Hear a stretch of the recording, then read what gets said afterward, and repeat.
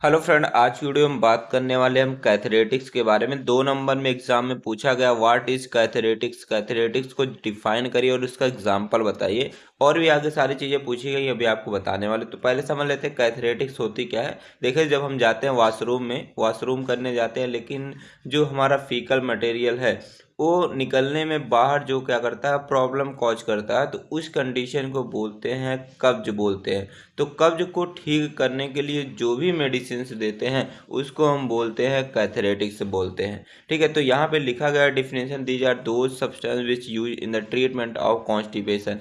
ऐसी मेडिसिन जिसका यूज हम कॉन्स्टिपेशन मीन्स की कब्ज को ठीक करने के लिए करते हैं, उसको हम कैथरेटिक्स बोलते हैं। अब आपके माइंड में क्वेश्चन ये भी आ रहा होगा, सर कैथरेटिक्स जो होती है हमारी काम कैसे करती हैं और ये हमें कॉन्स्टिपेशन हो कैसे जाता है। देखिए, जब आप क्या करते हैं कि खाना खाने के बाद पानी को कम पीते हैं, तब भी आपको कॉन्स्टिपेशन हो सकता है। अगर आप कोई मेडिसिन खा रहे हैं तो उसके साइड इफेक्ट से भी आपको कॉन्स्टिपेशन हो रहे हैं। आप बहुत ज़्यादा स्ट्रेस मतलब कि टेंशन में रहते हैं तो उसके वजह से भी कॉन्स्टिपेशन हो सकते हैं। और जो है, अगर कोई भी फीमेल अगर प्रेग्नेंट है उसके वजह से भी कॉन्स्टिपेशन उसको हो सकता है। तो आइए थोड़ा समझते हैं, यहाँ पे कॉन्स्टिपेशन के बारे में समझ लेते हैं। जैसे मान लीजिए कि ए इंटेस्टाइन है। अब ये इंटेस्टाइन है, इंटेस्टाइन के अंदर जो ये हमारा फीकल मटेरियल इस तरीके से यहाँ पे आ गया है। अब ये हमारा फीकल मटेरियल यहाँ से बाहर निकलने में प्रॉब्लम हो रही है, निकल नहीं रहा है, तो उस कंडीशन को हम क्या बोलेंगे, कब्ज बोलेंगे। तो कब्ज को ठीक करने के लिए क्या देते हैं, हम देते हैं कैथरेटिक्स देते हैं। तो कैथरेटिक्स क्या करता है, जो ये हमारा फीकल मटेरियल है, इस फीकल मटेरियल के बीच ऐसे बॉन्ड बने रहते हैं, बॉन्ड रहते हैं ऐसे। अब क्या करता है हमारा कैथरेटिक्स, इसके बीच का जो बॉन्ड है इसको तोड़ देता है। जब तोड़ देगा तो हमारा फीकल मटेरियल कैसा हो जाएगा, ऐसे इसके मॉलिक्यूल्स दूर दूर हो जाएंगे, मतलब कि वाटरी हो जाएगा, वाटर की तरह हो जाएगा। और ये क्या होगा, आसानी से हमारे बाहर निकल आएगा। तो हमारे कैथरेटिक्स इस तरीके से काम करते हैं, समझ गए। तो आइए समझते हैं, यहाँ पे आगे चलते हैं कि हमारे जो दिया गया है कि कैथरेटिक्स होते हैं, ये हमारे 2 फॉर्म में मार्केट में प्रेजेंट होते हैं। सबसे पहला जो फॉर्म आता है परगेटिव फॉर्म में प्रेजेंट होता है। 2 नंबर का क्वेश्चन ये भी है, वेरी इंपॉर्टेंट है कि परगेटिव और लैक्सेटिव क्या होते हैं, दोनों में क्या डिफरेंस होता है, एक एग्जाम में आता है। ठीक है, तो परगेटिव पहले समझते हैं। जो परगेटिव होती है यह भी हमारी एक तरीके की कैथरेटिक्स ही होती है। ये क्या करती है कि जो हमारा फीकल मटेरियल यहाँ पे रहता है उसको वाटरी बना देता है, मतलब कि पानी जैसा, लिक्विड जैसा बना देता है, और ये हमारे आसानी से यहाँ से इंटेस्टाइन से बाहर निकल जाता है। तो ये हमारा परगेटिव कैथरेटिक्स का काम होता है। और परगेटिव जो कैथरेटिक्स तब दिया जाता है कि जब बहुत ही सीरियस कंडीशन रहती है, मतलब कि जब हम हमें जो कॉन्स्टिपेशन है बहुत ही गहरा हो जाता है, बहुत ही गंभीर हो जाता है, तो उसको ठीक करने के लिए हम परगेटिव देते हैं। अगर हमें कॉन्स्टिपेशन हल्का हुआ है तो उसके लिए हम लैक्सेटिव देते हैं। ये आप दोनों में डिफरेंस याद रखिएगा। और जो हमारा परगेटिव होता है इसका डोज हमेशा ज़्यादा रहता है लैक्सेटिव के कंपेयर में। जैसे मान लीजिए यहाँ पे एक मेडिसिन है जो हमारी एक तरीके की कैथरेटिक्स है। अब ये हमारी है 20 mg की है, 20 mg हमारा इसका हाई डोज है, समझिएगा।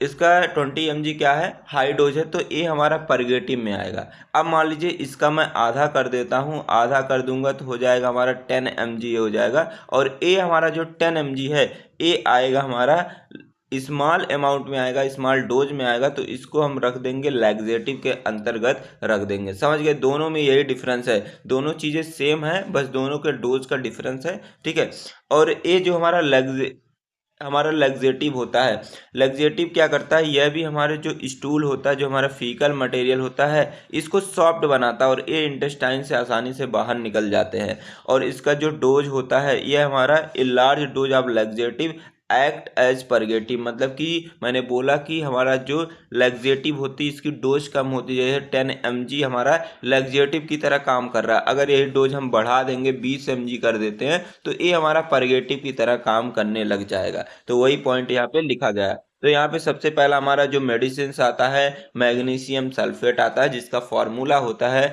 MgSO4 × 7H2O, इसका फॉर्मूला होता है। और इसका मॉलिक्यूलर जो वेट होता है 246 0.47 ग्राम पर मोल इसका मॉलिक्यूलर वेट होता है। अगर इसके प्रिपरेशन की बात करते हैं, इसको हम बनाएंगे कैसे, तो इसको बनाने के लिए जो सिंपल मेथड यहाँ पे दिए गए हैं कि सबसे पहले हम क्या लेते हैं कि यहाँ पे H2SO4 लेते हैं, डाइल्यूट H2SO4 जिसको बोलते हैं सल्फ्यूरिक एसिड। अब इस सल्फ्यूरिक एसिड का रिएक्शन करवा देते हैं मैग्नीशियम कार्बोनेट के साथ करवा देते हैं, तो हमारा बन जाता है मैग्नीशियम सल्फेट बन के यहाँ पे तैयार हो जाता है। ये पहला मेथड था, पहले तरीके से आप यहाँ पे ऐसे बना सकते हैं। अगर ये आपको टफ लग रहा है तो आप इस मेथड से भी बना सकते हैं। तो इसके लिए क्या करेंगे, आप सबसे पहले लेंगे डाइल्यूट सल्फ्यूरिक एसिड लेंगे, डाइल्यूट सल्फ्यूरिक एसिड का रिएक्शन करवाएंगे मैग्नीशियम ऑक्साइड के साथ करवाएंगे, तो हमारा बन जाएगा मैग्नीशियम सल्फेट बन के तैयार हो जाएगा। समझ गए। अब आइए समझते हैं इसके प्रॉपर्टीज़ के बारे में, समझ लेते हैं। जो हमारा प्रॉपर्टी है, मतलब कि हमारा जो मैग्नीशियम सल्फेट, ये हमारा देखने में कैसा होता है, तो ये हमारा जो होता है वाइट क्रिस्टलाइन पाउडर होता है। इसका टेस्ट जो होता है बिटर मीन्स की कड़वा होता है। इसका कोई भी गंध नहीं होता है। ये वाटर के अंदर घुल जाता है और अल्कोहल मतलब कि शराब के अंदर नहीं घुलता है। समझ गए।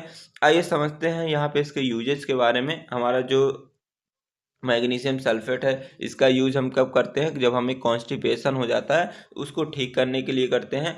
और अगर किसी को सीजर है, सीजर को कंट्रोल करने के लिए भी किया जाता है। मतलब कि अगर कोई भी औरत प्रेगनेंसी के कंडीशन में है और उसको सीजर मीन्स कि झटका आ रहा है, बार बार दौड़ा आ रहा है, तो उसको भी ठीक करने के लिए मैग्नीशियम सल्फेट का यूज़ करते हैं। समझ गए। अब दूसरी हमारी मेडिसिन आती है, सोडियम आर्थोफॉस्फेट आता है, जिसका मॉलिक्यूलर जो फार्मूला होता है Na2HPO4 इंटू 12H2O इसका मॉलिक्यूलर फार्मूला होता है। और इसका जो मॉलिक्यूलर वेट होता है ये हमारा होता है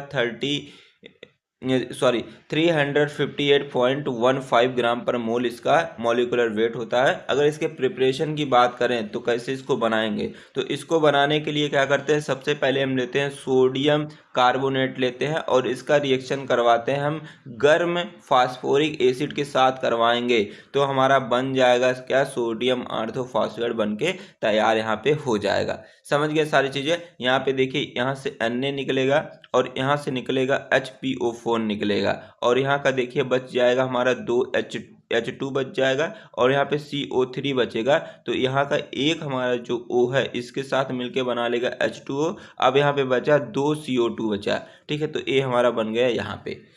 समझ गए। तो आइए इसकी फिर प्रॉपर्टीज़ के बारे में समझते हैं। सोडियम आर्थोफॉस्फेट देखने में कैसा होता है, ये हमारा कलरलेस क्रिस्टल होता है, मतलब इसका कोई कलर नहीं होता है, इसकी कोई गंध नहीं होता है। इसका जो टेस्ट होता है ये नमकीन जैसा होता है, वाटर के अंदर घुल जाता है और अल्कोहल के अंदर नहीं घुलता है, ठीक है। अब समझते हैं इसके यूजेस के बारे में। इसका यूज़ कॉन्स्टिपेशन में किया जाता है, मतलब अगर कब्ज हो जाती है तो उसको ठीक करने के लिए किया जाता है, और बफरिंग एजेंट के रूप में भी किया जाता है। बफरिंग एजेंट क्या होते हैं आप कमेंट बॉक्स में बताएंगे, ठीक है। अब देखिए आगे दिया गया है यहाँ पे काओलिन के बारे में। ये वेरी इंपॉर्टेंट है, 2 नंबर में पूछा गया है, कई बार पूछा गया। यहाँ से जो कैथरेटिक्स से जो क्वेश्चन आने वाले 2 ही नंबर में आएंगे, ठीक है। या तो काओलिन आएगा या तो कैथरेटिक्स होते क्या है, और या तो बेंटोनॉइड जो आगे देखने वाले हैं। तो काओलिन का जो फार्मूला होता है Al2O3 2SiO2 इंटू 2H2O इसका फार्मूला होता है। इसका मॉलिक्यूलर वेट जो होता है 258.16 ग्राम पर मोल इसका जो है मॉलिक्यूलर वेट होता है। अगर इसके प्रिपरेशन की बात करते हो, इसमें कोई भी रिएक्शन नहीं है। इसमें क्या करते हैं, एक नेचुरल क्ले होती है। नेचुरल क्ले का मतलब होता है एक मिट्टी एक तरीके की होती है, उसी मिट्टी को, मिट्टी जो रहती है ऐसे सॉलिड सॉलिड बड़े बड़े फॉर्म में रहती है। अब क्या कर देते हैं, इसी को हम कन्वर्ट कर देते हैं, पीस के पाउडर के फॉर्म में कन्वर्ट कर देते हैं, और इसी पाउडर को बोलते हैं हम काओलिन बोलते हैं। समझ गए। तो यहाँ पे लिखा है it is simply prepared by naturally clay by the powdering separating by the purifying process. इसमें क्या करते हैं, जो नेचुरल क्ले होती है, ये नेचुरल क्ले हो गया, और नेचुरल क्ले को क्या करते हैं, पाउडर के फॉर्म में कन्वर्ट कर देते हैं। और क्या करते हैं, जब पाउडर के फॉर्म में कन्वर्ट करते हैं तो इसके अंदर जो भी इम्प्योरिटी रहती है उसको बाहर कर देते हैं, और जो हमारा लास्ट में जो पाउडर मिलेगा उसको हम बोल देंगे काओलिन पाउडर बोल देंगे। समझ गए सारी चीज़ें। अब देखिए इसके प्रॉपर्टीज़ के बारे में बात करते हैं, तो ये हमारा देखने में जो है लाइट वाइट कलर का, मतलब कि हल्के सफ़ेद कलर का होता है। इसका कोई गंध नहीं होता है और इसका कोई टेस्ट भी नहीं होता है। अब देखिए यहाँ पे इसके यूजेस के बारे में बात करते हैं, तो इसका यूज अगर किसी को कॉन्स्टिपेशन हो गया है तो मतलब कि एज ए कैथरेटिक्स कैथरेटिक्स के रूप में इसका यूज़ किया जाता है। अगर किसी को फूड पॉइजनिंग हो गई है, मतलब कि अगर किसी को जो फूड मटेरियल होते हैं जैसे अनाज हो गए या तो कोई भी फल हो गए, उसको खाने से उसके अंदर अगर पॉइजनिंग हो जाती है तो उसको भी ट्रीट करने के लिए हम काउलिन का यूज़ करते हैं। डस्टिंग पाउडर मतलब को जब आप बाल कटवाने जाते हैं तो क्या करता है, नाई आपके किनारे किनारे ऐसे लगा देता है, पाउडर लगा देता है, तो उस पाउडर को बनाने के लिए भी हम काउलिन का यूज़ करते हैं। समझ गए। अब लास्ट हमारा जो यहाँ पे टॉपिक आता है बेंटोनॉइट आता है। यह भी 2 नंबर में पूछा गया कि बेंटोनॉइट का क्या यूज़ होता है, तो इसको भी आप समझ लीजिए। यहाँ पे इसका जो फार्मूला होता है सेम उसी की तरह होता है, Al2O3 4SiO2 इंटू H2O होता है, और इसका जो मॉलिकुलर वेट होता है वह हमारा 360.31 ग्राम पर मोल इसका मॉलिकुलर वेट होता है। अगर इसके प्रिपरेशन की बात करते हैं, सेम जैसे इसको बनाते थे सेम उसी तरीके से इसको भी बनाएंगे, नेचुरल क्ले की हेल्प से इसको भी बनाते हैं। अगर इसकी प्रॉपर्टीज़ के बारे में बात करते हैं तो यह हमारा एक मतलब कि बहुत ही महीन जो है क्रीम कलर का पाउडर होता है। ठीक है, बहुत ही पतला क्रीम कलर का ये पाउडर होता है, इसकी कोई गंध नहीं होती है और ये हमारा वाटर के अंदर नहीं घुलता है। ठीक है, अब बात करते हैं इसके यूजेस के बारे में। इसका यूज जो होता है कॉन्स्टिपेशन को ठीक करने के लिए किया जाता है, इमल्सिफायर के रूप में किया जाता है, मतलब कि इमल्सिफाइंग एजेंट के रूप में किया जाता है, और इसका यूज प्रोटेक्टिव मतलब कि किसी चीज से बचाने के लिए भी इसका यूज किया जाता है, जैसे माइक्रो ऑर्गेनिज्म हो गए या धूप हो गई, सनलाइट हो गई, इन सारी चीज़ों से बचाने के लिए भी इसका यूज किया जाता है। तो आई होप आपको सारी चीज़ें समझ में आई होंगी। अगर अभी भी कोई आपके डाउट्स रह जाते हैं तो आप कमेंट बॉक्स में जरूर से बताइएगा। थैंक्स फॉर वॉचिंग, मिलते हैं नेक्स्ट वीडियो में, तब तक के लिए टेक केयर, बाय बाय।